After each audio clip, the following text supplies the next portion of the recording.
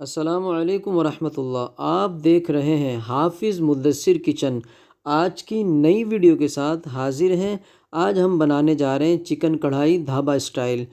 चलें वीडियो शुरू करते हैं। बिस्मिल्लाहिर्रहमानिर्रहीम। सबसे पहले हम बर्तन के अंदर जो है ऑयल डालेंगे और ऑयल डालने के बाद चिकन इसके अंदर हम डाल देंगे। हाँ, ऑयल हमारा गर्म हो चुका है। इसके बाद चिकन को हम इसके अंदर ठीक तरह से फ्राई करेंगे यहाँ तक कि चिकन का कलर जो है वो चेंज हो जाएगा। इसके बाद अदरक लहसुन का पेस्ट इसके अंदर शामिल कर देंगे। अदरक लहसुन का पेस्ट डालने के बाद इसका भुनाव करेंगे।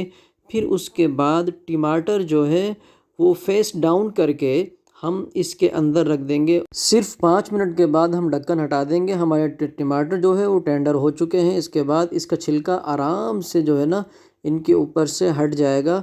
एक एक करके आराम से इनका छिलका उतार लें और जब छिलका उतर जाए इनका, फिर उसके बाद टमाटर को जो है चिकन के अंदर जो है बिल्कुल जो है उसको जो है मिक्स कर लें और ठीक तरह से इसका भुनाव करें, क्योंकि टमाटर का जो पानी होगा उसको भी खुश्क करना होगा। जब टमाटर का पानी खुश्क हो जाए तो इसमें काली मिर्चों का पाउडर डाल दीजिए, पिसा हुआ धनिया, इसके बाद लाल कश्मीरी मिर्चें, ये सब स्पाइसेस डाल के इसको ठीक तरह से मिक्स करें।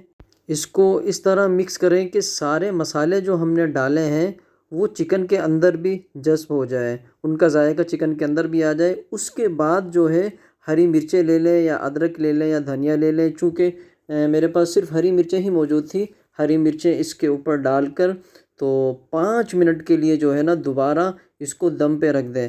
5 मिनट के बाद जो है हमारी चिकन कढ़ाई ढाबा स्टाइल बिल्कुल रेडी है। देखें जी, माशाल्लाह, बहुत ही प्यारा कलर आया है और बहुत ही ज़बरदस्त बनी है। वीडियो अगर आपको पसंद आई है लाइक और शेयर ज़रूर कीजिएगा।